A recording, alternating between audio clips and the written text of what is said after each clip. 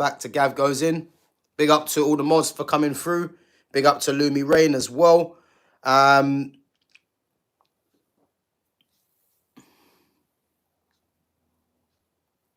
Yeah, big up Lumi. Listen, I'm gonna get onto some of your comments, guys. But yeah, just gonna go through obviously Manchester United versus West Ham, yesterday's pre-season friendly.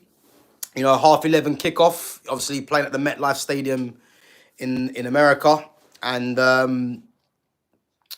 yeah, Man United running out 2-1 winners. You know, but if I'm honest with you, I think there's major problems ahead. You know, I know pre-season, you know, is a time for, you know, fitness, but I think most importantly, especially from what I want to see, is are the team going to play any different? You know, and I have to say from what I've seen yesterday's game, you know, I look at it and I think United are in problems. You know, they are in problems regardless of the new signings. You know, I'm happy with the signing of Matthias Cunha. I'm happy with the sign of Brian Mbeumo.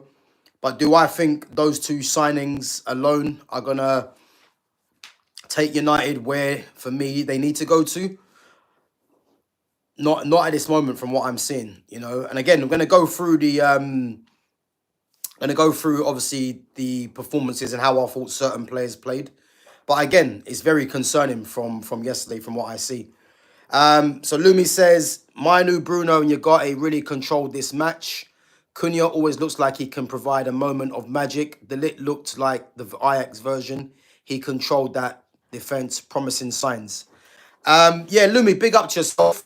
I have to disagree though, you know, and again, I'm gonna get into the performances because in a sense, I'm kind of glad you come out with this because it just shows you that with life, you know, and with opinions, you know, everyone has differences of opinions on how they see the game, you know, and I'm gonna give my opinion on what I saw, you know, because I have to be honest with you, it wasn't great, you know, it definitely wasn't great.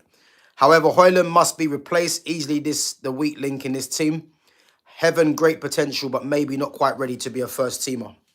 You know, big up to Barbara Joseph, big up to Sham, big up to Agnes 14ish as well, and big up to Daniela Iacona. So as I said, guys, big up to yourselves for coming through each and every time. If you haven't smashed that like button, make sure you smash the like button. And again, if you're new in here, make sure you sub to the channel. So, as I just said, you know, Lumi thinks that Mainoo, Bruno, Ugarte really controlled the game, and Cunha always like he can provide a moment of magic. What I'm gonna say, you know, just based on what Lumi has said there, when we're saying, well, let's talk about Bruno Fernandes first and foremost, you know, because Bruno Fernandes is a player that divides opinion from a lot of people, you know, and again, the amount of praise this guy gets on a regular basis, you know, is confusing. You know, as I said, I'm someone, I take a very keen interest in, you know, the minor details in certain players, you know, especially someone like a Bruno, you know, because Bruno's someone, you know, that he'll always get numbers because one, he always plays, and two, you know, everything goes through him in a sense, you know, so he will always get numbers at Manchester United. But yesterday's game, you know, what I would say is that it was a typical Bruno Fernandes performance. You know, Bruno was very poor throughout the whole game. He was poor. But again, the way football's become now is that people will think he played well because he got 2 goals, you know. And what was concerning for me is that the 2 goals, you know, the second one, to be fair, was a very good finish. You know, there's no taking away. It was a great finish. But what was concerning for me is that both of the goals come from defensive mistakes, you know. And again, people that are fans of Bruno will just ignore the obvious. You know, they'll say, well, Bruno got 2 goals, which one being a penalty. But for me, as I said, I take a keen interest in minor details, you know. I look at both the goals that he scored. One was from the penalty spot where Alphonse Areola messed up and ended up fouling Aiden Heaven.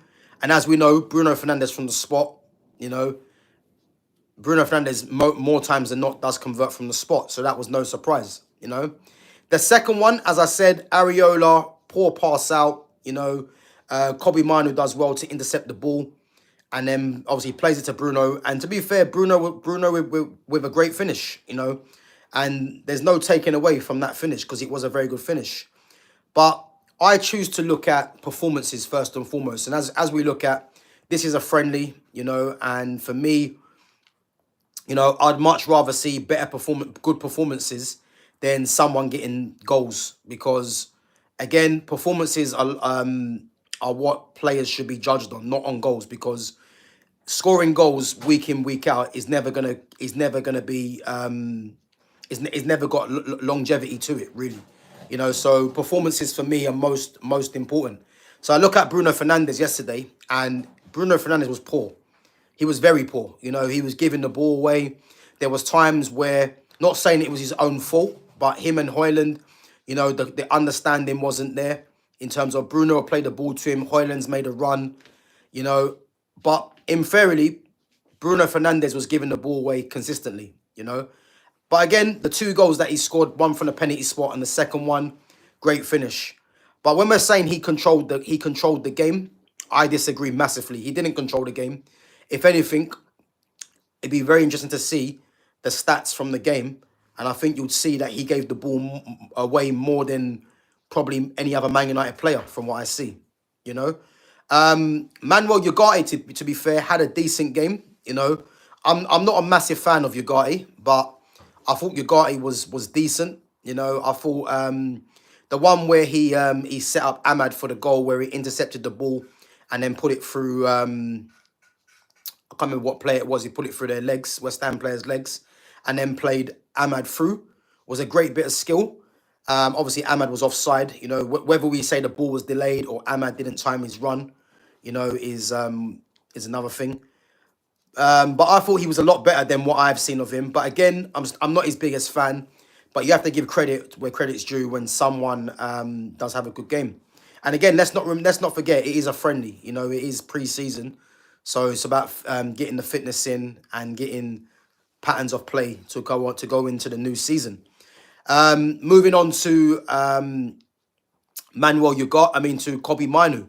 I think Kobe was decent, you know, in comparison to how he has been playing when he plays there. Again, in this system, I prefer seeing Kobe higher up the pitch, you know, where he can display his ability and his talent. But yesterday's game, I thought he was actually okay, you know. But again, there's still a long way to go, you know, for Kobe Mainoo.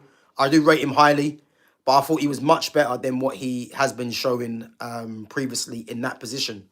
You know, whether Amorim's going to play him there come the start of the season or for the foreseeable remains to be seen. But for me, he wasn't that great. I mean, he wasn't as bad as he has been in that position. So he's a lot more improved. But again, in this system, I'd much prefer to see Kobe Mainoo playing high up the pitch. Definitely, you know. Matthias Cunha, for me, I'm a massive fan of Cunha, but I can see Cunha getting very frustrated with his team for one, and I can see someone like Cunha. I can see him at times, you know, getting so frustrated that he ends up losing the ball and starts trying to be a bit more selfish, because I can just see it, you know, because the way I look at this team is very much built on individual quality. You know, there's not really any patterns of play. So it's more or less, this is why I believe Cunha was brought in, so he could literally produce something out of nothing. And I think this season, we're going to see a lot of that, because he's going to be very frustrated throughout this whole season in terms of what United are actually doing on the pitch. Because, again, not too many players on his wavelength, you know, and the kind of player that he is, you know, as you can see at Wolves, he was someone that liked to just do his stuff just by himself anyway, you know. So I can see him getting very frustrated in his team very, very, very quickly, you know. So yeah, big up to Lumi, obviously, for the comment. I don't agree with all of it, but again, it's your opinion. And Matthias de Ligt, you know, Matthias de Ligt for me, the Ligt always plays at a certain level. You know, very composed on the ball. What I like about the Ligt, and he done something in the first half, which just showed you what a good defender he is. So West Ham's left wing back, which is El Hadji Malik Diouf, obviously has a lot of pace. You know, new signing. So I think the Ligt had to come out to the right hand side and defend him.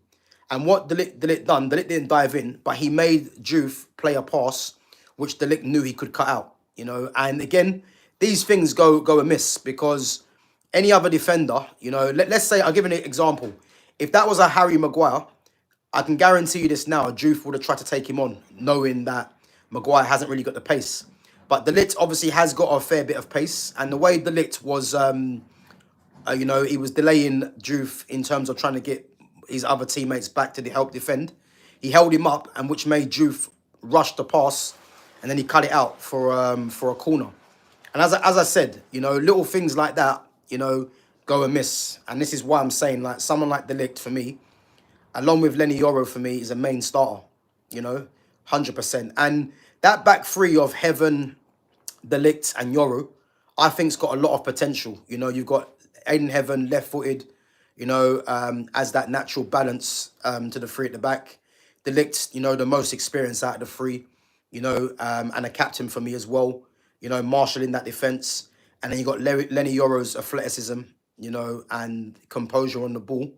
So I think that's the preferred three for me, you know. But that means where's Mazraoui going to play, you know? And for me, Mazraoui does have to kind of find a place in the team, but I'm just not sure where. Because I think Lenny Yoro has to start, the Ligt has to start, and Heaven is inexperienced still, but he's left-footed, you know. So you're thinking Mazraoui can really come in for Aiden Heaven, but again, you know, if we're looking for balance on that side of the pitch, you'd much prefer a natural left footer, you know. So, but yeah, just to go through some of your chats, guys, and we're gonna go for each and every. We're gonna go through the performances. So big up to Mitesh and BG Me.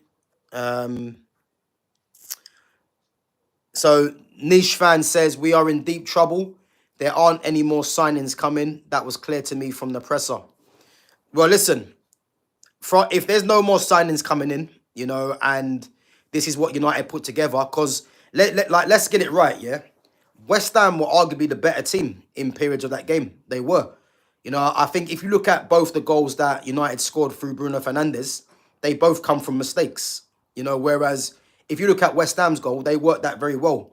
And again, Jared Bowen, man, very good player, man, very underrated and great finish. Again, you could say it was pretty poor defending by Aiden Heaven. You know, Heaven tried to show him outside, knowing that Bowen's left-footed. But to be fair, Bowen outsmarted him, really. And the finish was very good, you know. But I have my worries. Again, we look at United, you know, you got Mbeumo coming into the team. You got Xerxes. Casemiro didn't start, you know. So there is players to come in, you know. But I'm looking at the patterns of play. I didn't really see too much. I saw a lot of what I saw last season. You know, it was give the ball to Bruno. Bruno either looks for a Hollywood pass, you know, or he gets a shot off. You know, I don't really see too much link up from the 10s and the 9, you know, unless it's a through ball for someone like a Hojlund to run onto.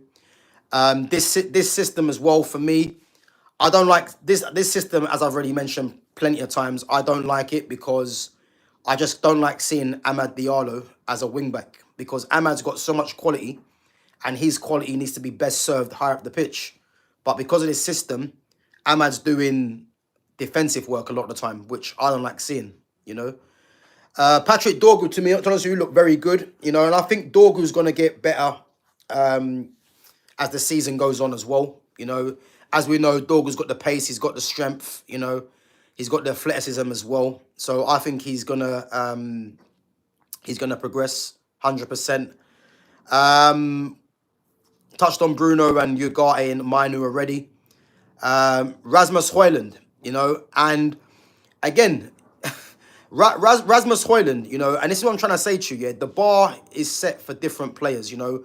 I think just how bad Hojlund has been, Hojlund only has to do something which ain't really that major for him to get praise, really.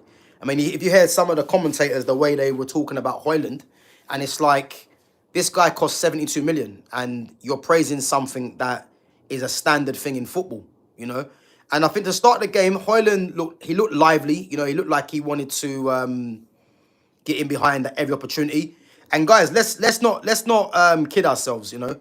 When he outpaced Max Kilman in the first half, you know, again, it would look like Hojlund had serious pace, and he showed Kilman, like, you know, a clean set of heels, they would say. But let's be honest with you, if that was Todibo, Hojlund doesn't get onto that ball. It's only because Max Kilman's ain't quick, really. But Todibo's got pace and he's got the strides as well. So if that was Todibo running back with Hojlund, Hojlund doesn't get the ball. And then not to mention, he gets his shot away. But again, people will look at it and think, you know, Hojlund's looking lively. But you can't do all that work in terms of getting on the end of the ball and then miss the target completely. You know, so things like that, you know, it might look good to people that, you know, he's absolutely battered Kilman for pace. But the next thing he has to do is show composure and get it on target, you know, which he didn't do. Again, he had another chance where he was in the box and then obviously no composure, hits it over the bar, you know. So he's a major problem going forward because he just isn't good enough, you know. People will think that he's played well, you know. I don't think he played well yesterday. I just think he was a lot more energetic, you would say, than he has been previously, you know. But again, the bar is very low for Hojlund because, as I said, he's been that bad. All it takes is for him to just show, you know, an extra 5-10%, and then people will start saying that he's played well or he looks lively or he looks a lot better. But he isn't. Rasmus Hojlund will never be good enough to be leading the line for Man United. It's as simple as that. And again, if Amorim thinks he's going to place his trust in Rasmus Hojlund, then he's going to be out of a job very, very soon because Rasmus Hojlund shouldn't be the striker. He shouldn't be, you know, and they should be looking at moving him on, you know. So, yeah, that's gone through the whole team, really. Obviously, Bayindir in goal. We know Bayindir's not a long-term number one, you know. I think the goal that Bowen scored, he probably should have done slightly better to get a proper hand to it, probably, you know. But again, it was an okay performance, but the concerning thing was both the goals come from mistakes, you know, from West Ham's goalkeeper, Alfonso Areola. So that'll be the more concerning thing. But on the other hand, you know, United got the victory 2-1, but, you know, not great performances. I think if we're going through performances, who played well, as I said, Ugarte I thought was decent. And again, I'm not Ugarte's biggest fan. I don't think he's good enough, but I thought he actually played okay, quite decent. The Ligt was good for me, you know, commands that defense very well. I'm looking at the standout ones, really. I thought Dorgu was good. So yeah, for me, I think the more standout ones were probably Ugarte, the Ligt, and Patrick Dorgu. I think everyone else wasn't just had an average game. As I said, Bruno Fernandes wasn't good. He wasn't. If you watch the game properly, you know, take away Bruno's 2 goals. You know, the first one was a penalty. The second one was a great finish.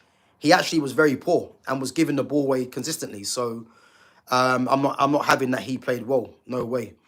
Cunha, as I said, you know, we know what Cunha can do, but Cunha is going to get very frustrated with his team, and it's going to happen sooner rather than later. I can just see, because a lot of these players are not on the same wavelength. So yeah, I don't think Cunha was great, but there's a couple of things he does where you know he's got that in his locker. You know, the subs coming on, it's kind of hard to judge, really. You know, Mason Mount was poor.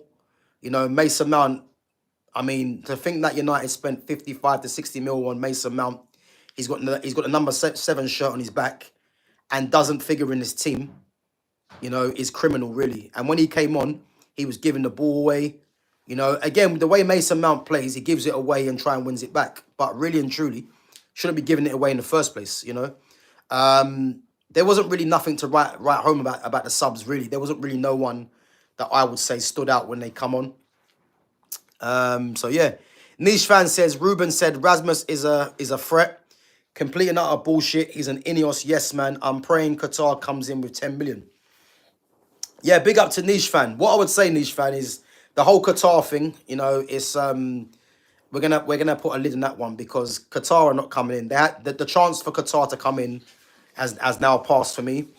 In reference to Ruben Amorim saying Rasmus Hojlund is a threat, yeah.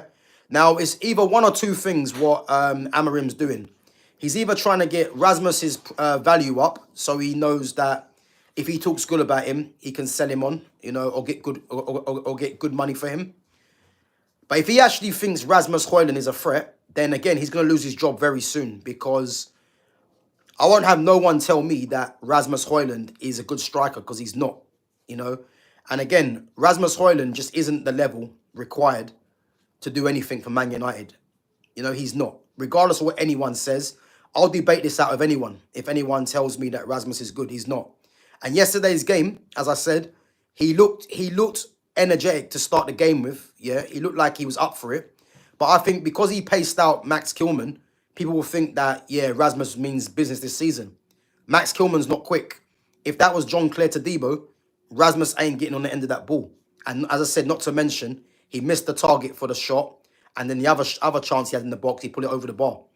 For someone that costs £72 million, you don't expect that. So, yeah, Ruben Amorim can say what he wants. You know, he's not fooling me or many others that are switched onto this. But again, he's got to talk good about the striker because if he's trying to move him on, you know, he wants to try and keep his value fairly decent. You know, if he starts saying, you know, Rasmus ain't good enough, you know, we're trying to move him on, it decreases his value. So he's got to talk positive about him, regardless of how shit he is. Let's be honest, you know. Niche fan says, the Ligt, Ugarte, Euro, Cunha, and Bruno are our only decent players. I'd add Ahmad into that. I'd add Xerxes into that as well. And I'd add Mainoo. So as I keep saying, taking out Aiden Heaven, because Aiden Heaven's, for me, still quite fairly new, you know, a youngster. The same with Dorgu. The Ligt, I'll take Ugarte, not for me. So I'd say the Ligt, Euro, Cunha, Embuemo, Xerxes, Ahmad, Mainoo, you know, Mazraoui, Casemiro. You know, they're the guys you build a team. You know, obviously Casemiro is a bit different because he's at the end of this. He's going to be leaving at the end of the season. So yeah, but I wouldn't put Ugarte in there. No way. I don't rate Ugarte, even though I do think he had a decent game yesterday. Big up to DXR. Big up, bro, for coming through. So DXR says, my new role has taken up all my mental space ever since the Club World Cup ended. I ain't been watching nothing. Yeah, bro, don't worry, man. You'll get your football news here, man. So, yeah, don't worry, man. Big up yourself.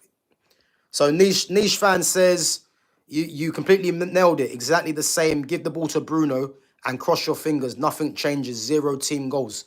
Bro, listen. I'm glad you're actually switched on as well, because from watching that game yesterday, you know, people think United won 2-1, but United weren't great.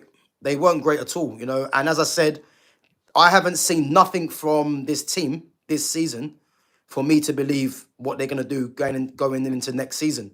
There's nothing changed. Everything still seems to go through Bruno, you know, which is poor. You know, he looks for a Hollywood pass, or he tries to tell people where to run. The whole thing's boring, and I'm not here for that this season because I'm just bored of it, you know.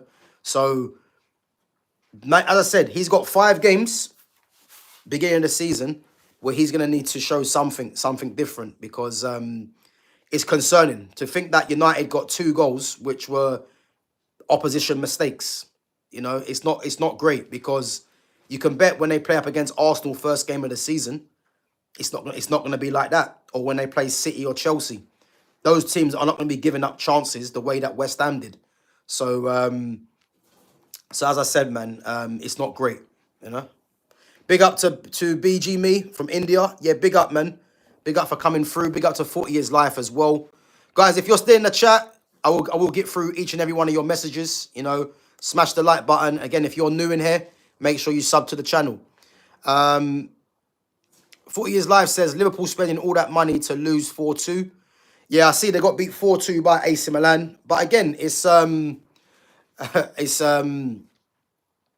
yeah, as I said, man, it's one of them things where it's pre-season. I think the bigger picture is performances. You know, it's not really about the results, you know, or people getting goals. It's about performances. And as I said, this is why I'm on to Man United, because although United won 2-1, it was a very concerning performance for me. You know, because let's not forget, guys, the season's only what, about 3 weeks away. So yeah, it's concerning. It is. And again, going back to what 40 Years Live said, Liverpool spend all that money. They're going to get some more money for Luis Diaz. And guys, again, I'm going to be live tomorrow with Jonas. So if you guys are free tomorrow, come through at 6 o'clock. Obviously, he's a Liverpool fan. So we're going to be talking about Liverpool more tomorrow. So I don't really want to hog today's channel with Liverpool talk. So yeah, make sure you guys come through tomorrow at 6 p.m. And we're going to get into that because there's a few other news that we want to touch on with him. Obviously, him being a Liverpool fan. But big up yourselves. Guys, come on, 16 of you in there. Make sure you smash the like button if you're enjoying the content. 40 Years Live says, I'm sorry, but Tottenham played awful yesterday. I didn't even see the Tottenham game. What was the score but for Tottenham? I didn't even see it. You know, obviously they were dealt a blow as well last night in regards to Gibbs White. So yeah. Oh, they got beat by Luton. Okay. Yeah, Luton. Bloody hell, I didn't know that. Big up to Gamer as well, each and every time, man. Big up. Isak talk there.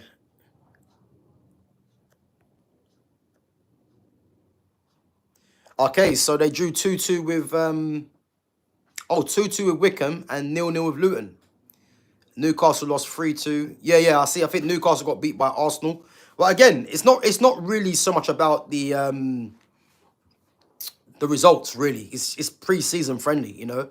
Again, results will be perfect, you know, but it's about the performances, you know.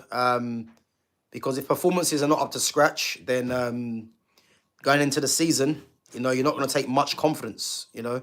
Whereas, as I said, Man United won 2-1, but it could be a false sense of security because they didn't play well, not one bit, you know. I think there were spells in the game, you know, for about five minutes, maybe 10, that United, you know, were looking a lot better.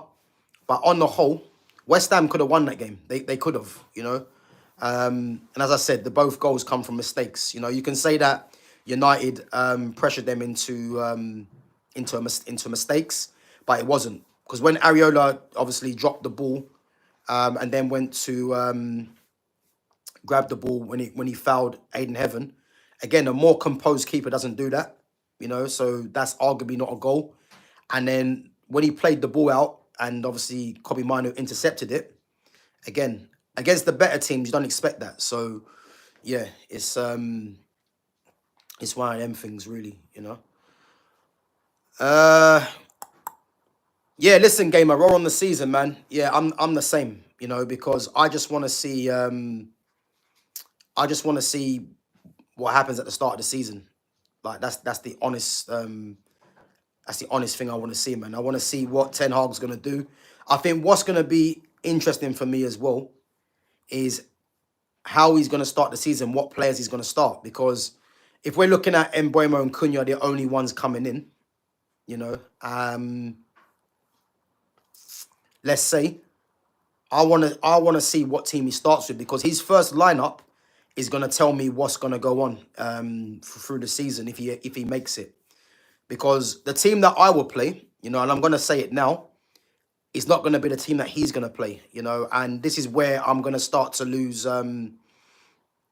patience very quick, even though I've got no patience with him anyway. So the team that I will play, if we're working on just Mbeumo and Cunha coming in, you know, I want to see, again, Onana in goal. I want to see the back three of Euro, Ligt, and Aiden Heaven. You know, if Mazraoui plays instead of Heaven, then again, I'm not too fussed. I'm fussed in the sense of Heaven's left-footed, but if Mazraoui plays, I wouldn't be too unhappy. The wing backs, again, I don't like seeing Ahmad as a wing back, but Ahmad and Dorgu for me, I want to see. Midfield, I want to see. I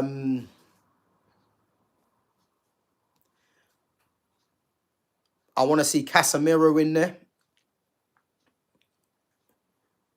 And personally, after Kobe Mainoo's performance yesterday, I thought he was decent. Again, I still think he's better in this system, playing high up the pitch in one of the tens. But I wouldn't mind seeing a Casemiro and Kobe Mainoo. But we know it's going to be Bruno, so it'd be Bruno and someone else. I think he might be Bruno and Ugarte probably. I will play Casemiro and probably Kobe Mainoo. Then I'd play Mbuemo, Cunha, and Xerxes. That's the team that I will play. But we all know he's not going to do that. He's going to play Anana. He's going to play Yoro, the Ligt. You might see Maguire come back in. Don't be surprised. The wing backs, I think he'll play Dorgu. But it could be either Dallo or Ahmad or Mazraoui. We just don't know with this manager. Midfield, we know Bruno's going to be there. So he might play Ugarte or Casemiro next to him. He's not going to play Kobe, I don't think. Well, no, he won't. And he can't play Kobe next to Bruno anyway. And then he's going to play Mbuemo, Cunha. And I can see him playing Hojlund. So, again, I'll be very interested to see the team he picks, because that will tell me a lot on what his intentions are moving forwards with this team. Pug Spark says, good start to the journey, Man United. Yeah, I'm not quite sure what journey you're talking about, but yeah, listen, I still haven't forgotten about last season, so this manager's on borrowed time with me, so yeah, it's concerning, man, that performance yesterday. So yeah, we'll have to just wait and see what's gonna happen, but for sure, good result, but concerning performance for me, Gamer says, I'm interested in what team Man United will start with first game this season. Yeah, as I said, it's kind of obvious what he's going to do first game of the season. Like, we know who's definitely going to play, and we've kind of got an idea who's not going to play, So, again, a lot of it's down to Amorim because, as I said, yeah, it's a lot of it's down to him. Because he's gonna be under pressure, man, come these first 5 games if he doesn't get positive results. Yeah, Sham, listen, I've seen, yeah, exactly, man. I've seen the news on Luis Diaz. Again, we're gonna get into that tomorrow with Jonas. Obviously, he's a Liverpool fan. You're a Liverpool fan, so we'll get both of your views tomorrow on that. So, guys, yeah, make sure you come through as well at 6 p.m. tomorrow on my channel. Obviously, got Jonas coming on again. So, yeah, we're going to get into the Liverpool news because it's starting to heat up around Liverpool. And, again, if Diaz is going, yeah, I must say I'm a bit worried, put it that way. And I'm not worried for Liverpool. That's what I will say. But, yeah, as I said, we'll get into that tomorrow. Gamer says, you got Arsenal first game season. That's going to be a good game. Yeah, as I said, I think against Arsenal, I wouldn't be surprised if it's a draw tomorrow. I can see it being a draw. Definitely, I can see it being a draw. But yeah, Arsenal are going to be coming there in confidence with some of their signings. But yeah, I think a draw. If United get a draw, I think it'll be a good result. Put it that way, because a win's a bonus, and we should always be looking to try and win. But just from what I'm seeing so far, what I see yesterday, I don't see much difference from yesterday, from last season. So, yeah, it's mad. It's mad. And guys, big up yourselves for yesterday as well, yesterday's stream. Let me know what you think. Obviously, for those of you that didn't see it, I was touching on Dean Saunders and his comments about Marcus Rashford driving a Rolls Royce. Absolute disgrace, So, yeah, let me know your views. Again, I'm going to put it, after the stream's ended, I'm going to put it into chapters. So if there's anything in particular that you guys want to go on to and watch, It'd be easier to kind of navigate through there. So I'm gonna put that on as soon as I finish this stream today. You know, whilst I'm watching the women's Euros final, which brings us on nicely to the to that. So obviously England versus Spain,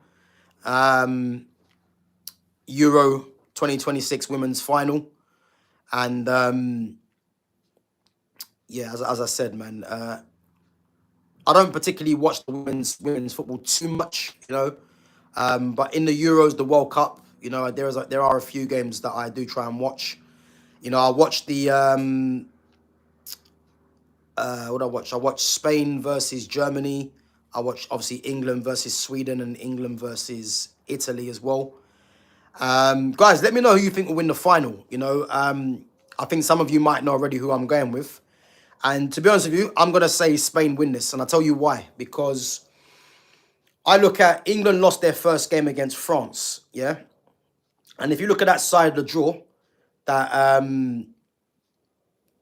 if you look at that side of the draw, that France played Germany. So France beat England first game. And then France got beat on penalties by Germany. And then Spain beat Germany 1-0. So that side of the draw is quite clearly, you know, the tougher side of the draw. And what I would say is that, you know, the fact that, because I watched the whole game against Spain and Germany, and to be honest with you, Germany played very well. And it's only from a bit of magic from Aitana Bonmati that Spain actually went through, you know, because it was an even game. You know, even at the end of the before Bonmati scored, Germany had a chance to win it, you know. And what I would say is the fact that Spain kept a clean sheet. I don't believe England do the same thing against Germany, because Germany actually played well, you know. And again, France beat England in the first game, and France only got beat by Germany on penalties. And then Spain beat Germany 1-0, which was a tough game. So you would think, just based off of that, you know, Spain for me were the favourites anyway. But I'm definitely saying that they're going to win just based off that. And if I look at England, they were 2-0 down to Sweden. Again, showed good resilience coming back, you know, to get it to penalties. But if anyone's seen that penalty shootout was bad. It was very bad. You know, England went through there. Against Italy, again, Italy were 1-0 up, you know, and I don't look at England as them beating Italy. I think Italy kind of gave the game away. I think they invited the pressure from England onto them, you know, and obviously England in the end ran out 2-1 winners, you know. So yeah, I wouldn't say it's convincing by England by no means, but I think against Spain, you know, Spain's gonna be a different story, man. Spain have got, you know, they've got, you know, 3 players in their midfield that are Ballon d'Or winners or former Ballon d'Or winners, you know, in Patry, Aitana Bonmati, and Alexia Putellas. You know, they've got 3 players there that are, I can't remember who Patry plays for. It might be Barcelona, I can't remember, but Putellas and Bonmati, both of Barcelona, you know. And they're 3 very good players. And then going forwards, they got Mariona Caldente, you know, who's the WSL Women's Player of the Year. You got Atenia Del Castillo, wearing number 10 on her back, who's a very good player. And then you got the top scorer in Esther Gonzalez, you know, who, to be fair, she runs all day, man, and she's a handful. And that's not even mentioning you got Claudia Pina on the bench and Salma Paralelo on the bench as well. You know, 2 Barcelona players that can change a game. So they just got a lot of quality in that Spain team, man. And I expect Spain to win it, you know. But again, football's football, you know, and England could actually shock Spain, you know, because anything could happen. But if I'm honest with you, I expect Spain, and I expect Spain to win it comfortably in the end, just from what I've seen from both teams, you know. But yeah, I'm looking forward to it, man. As I say, I don't watch women's football all the time, but when it comes to Euros or the World Cup, and this being a final, you know, it's yeah, it's going to be a good game to watch, to be honest with you. But yeah, as I said, man, Yeah, it'd be interesting. But I'm gonna say Spain. But guys, let me know who you think. Let me know who you think. Um, so Gamer says nothing wrong driving a nice car. What's he meant to drive? Toyota Yaris. Well, Gamer, there you go, man. You said it. You said it. But again, check out the content. I'm pretty sure. I think you was here yesterday anyway. But yeah, I'm gonna put it into chapters so you'll be able to check out what I've said on that. But the whole point of him driving a Rolls Royce has nothing to do with his move to Barcelona. Nothing to do with it. He's on good money, so he's gonna drive a nice car. It's as simple as that. So DXR says, fam, I can't name any women's footballer besides Kate Scott. Kate Scott? No, you mean Alex Scott, and she's a commentator now. Yeah, and yeah, exactly. Yeah, Alex Scott, bro, not Kate Scott. Yeah, big up DXR, man. So Pug Spark 2 says, my prediction on England versus Spain, a draw and England win on penalties. Surprising. I disagree. I think Spain win it in normal time. I think Spain have shown against a Germany team, because I think if Germany played England, I don't think England get past Germany, because Germany were causing Spain problems. But I think the fact that Spain held on and kept a clean sheet, it's going to be tough for England. But if England win it, then they're gonna deserve it, because Spain for sure, man, have got a very strong team. And to think that they've got Claudia Pina and Salma Paralelo on the bench, two girls that should be starting. They've got strength and depth there, and they can change the game when they come on. So, yeah, listen, it's going to be a good game, man. Sham says Saunders is just jealous because he drives a Toyota Yaris. Yeah, listen, you can tell he's bitter, because him coming out with what he come out with, the fact that Marcus Rashford has got a Rolls Royce, and then reference that to people not having electricity, and can't afford to put food on the table. What the hell's that got to do with Rashford? Like, it has nothing to do with him, Not to mention, he's the one that advocated for the free school meals. So, again, Dean Saunders, another bitter, jealous pundit, you might call him. I don't even know if he's a pundit. He's just talking nonsense, because he's the car he drives has nothing to do with it, And again, as I said previously, it would have been very interesting to see if that was a white player, if he would have come out with the same sort of rhetoric, because I don't think he does, and this is the problem, So yeah, man, madness. Sham says, as much as I want England to win, Spain are too good. Yep, I agree. Spain are very good. Spain are very good. Kickoff's at 5 o'clock, guys. So yeah, we're gonna wrap up at 5 anyway. But yeah, Spain are too good for me, man. And I've watched a lot of Spain's games, and yeah, they just got.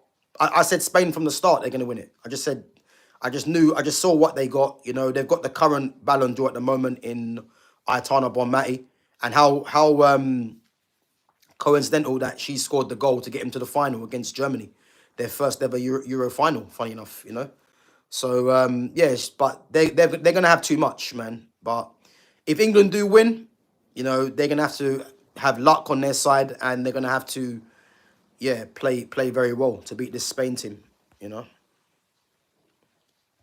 Yeah, big up 40 Years Live. 40 Years Live. We're gonna be live tomorrow at 6 o'clock on my channel with Jonas, and as I said, we're gonna get into the Bayern Munich talk with Diaz on there, because he's a Liverpool fan. Big up to Shay's Edit as well. Guys, come on, we've only got 11 likes. Smash the like button if you just come through as well. Yeah, Sham, listen, I'm going to put it into chapters, as I said, man. So it's up to you if you want to watch the whole thing. But if not, then I'll put them to chapters so you can just navigate to certain things that I've said. Yeah, but big up, man.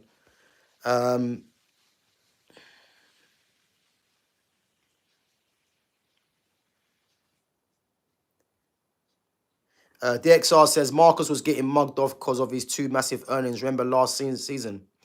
But again, DXR, the problem is with Rashford, yeah? This was always coming. I could see it coming, because, as I said, I pay a lot of attention to detail in terms of things like this, Marcus Rashford was getting away with it because at Manchester United, as I keep mentioning, Man United looked at the likes of Martial, Pogba, even Jesse Lingard to an extent, Jadon Sancho, those guys were looked at as scapegoats for Rashford because Rashford was English. You know, I've been touching on this for years, you know. And what's happened to Rashford now is that Martial, Pogba, Lingard, and Sancho have all gone. And it's in a sense now Rashford's left by himself. And the fact that he got given a new contract off the back of having a poor season, it's open season for fans, for the media now to criticize him. But the criticism should have come way before he was given his new contract because Rashford was underperforming and was getting away with it for years. And now it's like these pundits, a lot of fans, are only clocking onto it now. And it's like, I'm not interested in that now because Rashford was getting away with it for time before, you know. And now that it's cool to get onto him, I'm not here for that. And when Dean Saunders is coming out with the nonsense that he comes out with, again, it's nothing short of a bitter ex-professional that obviously didn't earn the money that Rashford's on now. And not to mention, it's got racial undertones. Because I can tell you this right now, if it was a white player that had that car, he's not mentioning the Rolls Royce. And again, it's funny how he referenced Scotty Scheffler and Elton John, two white guys, in comparison to Rashford having a Rolls Royce. So yeah, no one can tell me it's not what I think it is, you know. So again, this is the problem, man. It's these undertones. So 40 is live reckons Spain 3-1. Yeah, I can see 3-1. I can see 3-1. You know, he might be tired in that. I don't, you know, Spain probably won't concede. I don't know. It's going to be a good game, though. That's what I will say.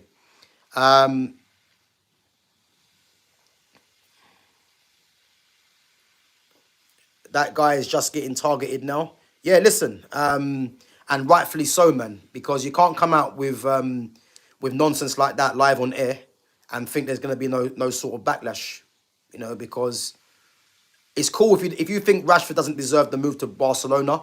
I don't think he deserves the move to Barcelona based on how he's been playing, but keep it at that. But when you start mentioning, you know, the fact that he's got a Rolls Royce and other things, it lets you know that these guys have an agenda, you know, and we all know if you're switched on what this agenda is, you know. So big up to Ennis there as well.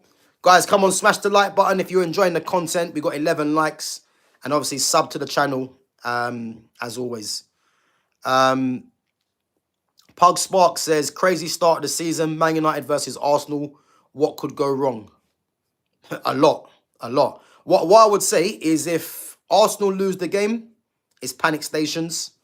If United lose the game, there's massive problems. Because for Man United, it's bigger. Because if Man United get beat by Arsenal, not to mention the season that this manager, Amorim, has just come off the back of, if they lose to Arsenal, the next game is away to Fulham. Now, you have to go to Fulham and win. It's a must. Not even a draw. You have to go to Fulham and win. And then you've got Burnley at home, which, again, you would assume it's going to be 3 points. But, you know, Burnley had a very good defensive record in the Championship. Obviously, Premier League's different, but Scott Parker has shown that he can set his team up in a way, you know, to get a positive result. And again, Carl Walker's there now as well for the experience, so that could be crucial. But then after those two games against Fulham and Burnley, you've got City and Chelsea. So the first game against Arsenal is crucial because if he gets a draw, I think the draw means that against Fulham, you know, you'd expect to win. But if he gets a draw, you know, he might keep people off his back. You never know. But the Burnley game is a must-win regardless. And then you've got the two games against Chelsea and Man City, which, again, we're not sure how that's going to go. So, yeah. Gamer says, I agree, Gav. Yous have to beat Fulham. No disrespect to Fulham, though. But Man U can't be having another fail of a season. So, yeah, as I said, man, a lot of it piles onto the Arsenal game. Because if United beat Arsenal, let's say, then, again, you'll be expecting to go to Fulham and beat them. But the problem is that the game against Arsenal gives you a cushion. So even if United get a draw against Fulham, you look at it, 4 points from 2 games, isn't too bad. But then it means that The Burnley game at home, you would have to win that. You'd have to win that game because Burnley just got promoted, and again you're at home. And then going into the Man City and Chelsea game back to back, you know, it can go either way. It can be 2 losses, 2 draws, 2 wins. You never know. But the Arsenal game's a key one. It's a key one not to get beat in that game because it's going to put pressure onto Amorim for the Fulham and for the Burnley game, you know. So, yeah, is what it is. But, guys, we've got 10 minutes before we wrap. If you guys got any questions for me, make sure you put that in the chat before we wrap up. I'm going to get off and watch this Euro final. Big up to Zero Requiem. Says, how long do you think Amorim has to get it right before he walks? Bro, I'm giving him 5 games. He's got 5 games, as I just mentioned. He's got Arsenal, Fulham, Burnley, City, and Chelsea. Those 5 games, I expect, I'm going to say, at least 2 wins. 2 wins from the 2 to 3 wins from the first 5 games, you know? Because I'm expecting him to beat Burnley, and that means he has to get a win against either Arsenal, Fulham, City, or Chelsea. Nothing else is going to count. So, and if he doesn't get at least 2 wins, you know, which I think is fair, the next 5 games ain't easy. So he's going to have it all to do. So, to answer the question, man, he's got 5 games before he's under pressure. The 5 games he's under pressure. And if he doesn't navigate at least positive results in the first 5 to 10 games, if he makes it, I see him gone before Christmas. That's the honest truth, man. Big up to Jude Fenwick for coming through. Guys, come on, make sure we smash the like button and sub to the channel as well. Those of you that have just come in now, again, we're only going to run for another 10 minutes. I'm going to watch the Euro final. But again, make sure you give it a watch back. I'm going to put it into chapters as well to make it easier for you guys as well. But big up yourselves for coming through each and every time. So if you guys got any questions for me before we wrap. But yeah, Jude, big up for coming through, man, each and every time.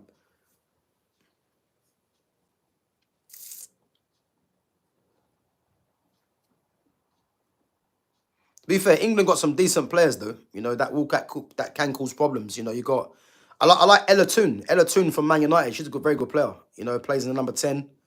You know, she's good. Lauren James, obviously Chelsea. You know, you got Alex Greenwood, defender for Man City. I think it's good as well. Lucy Bronze, right back. You know, formerly of Barcelona, now back at Chelsea, I believe. I think she might be. Or is it Man City? One of the two. But yeah, they got some decent players, man. Obviously, Michelle Agerman coming off the bench, getting both goals. Alessia Russo. You know, they got some good players, man. But for me, Spain. I'm gonna say Spain win it. Jude says, yeah, listen, gamer man, give it a watch, man. Give it a watch, man. I think it's gonna be a good final.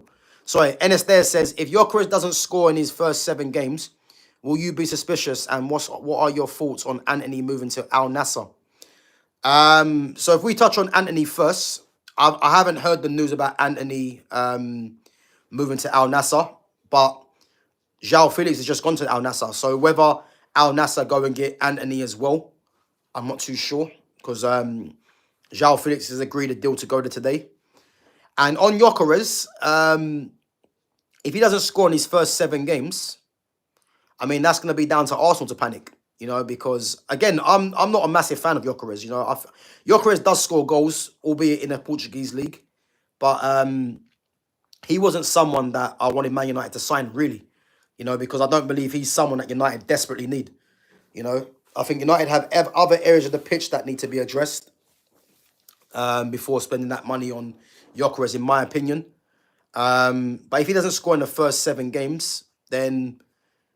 yeah, listen, it's going to show that the Portuguese league, you know, is a facade, really. So, but I do think he will score in the first 7 games. I do think he does, you know. Who knows? He might get his first goal against United. But, yeah, what I would say, man, yeah, that'd be up to Arsenal, you know, because they've obviously seen something in him. And it's down to them, really, you know. Jude says, what were your thoughts on the Man United game against West Ham? So again, Jude, I've touched on it earlier today. So Again, if you watch the stream back, then you'll see what I've said. So yeah, it's interesting, man. And again, let me know your comments after the stream. But yeah, we touched on it earlier on the stream. But yeah, as I said, just go back through and watch it again. And again, I'll put it into chapters to make it a bit more easier for you guys to view. Sham says still no movement from United in the window. Yeah, I mean, Cunha and Mbuemo, you know, we're hearing that the next target is a striker. It's been rumoured to be Ollie Watkins. Again, I think Ollie Watkins is a decent striker, but I don't know if I really want Ollie Watkins, if I'm honest. I'd much prefer Mateta or Vissa, you know, or an Ivan Toney, you know, or if not, just go and get another number 10 or a couple of central midfielders and then play Xerxes as a 9, as I keep saying. So, yeah. So Enes there says, Hojlund played decently well. Are you expecting anything huge from him? Enes there, I'll have to disagree. You know, I think I touched on this earlier today, which I'll just touch on again. The thing with Rasmus Hojlund, the bar so low, is that anything Hojlund does is seen as a positive, you know. And I watched the game yesterday, the whole game yesterday, and Hojlund just looked lively. He didn't look good, you know. And what Hojlund done is that he showed Max Kilman a clean set of hills, because Hojlund has got a bit of pace. He has, you know, but Max Kilman's slow. So for me, if that was Jean-Claire Todibo running back with him, Hojlund doesn't get onto the ball because Todibo's got a bit of pace. He's got strength and he's has got long strides. So I think what it is, people from what I've been hearing think Hojlund looked good because he outpaced Max Kilman, who isn't quick. But the main thing people need to look at is the fact that Hojlund got the shot off and it was off target, you know, that's more concerning.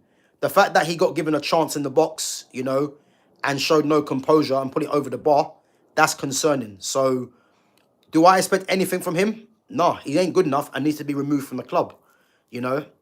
But he looked lively, I would say. But looking lively, I mean, anyone can look lively, let's be honest.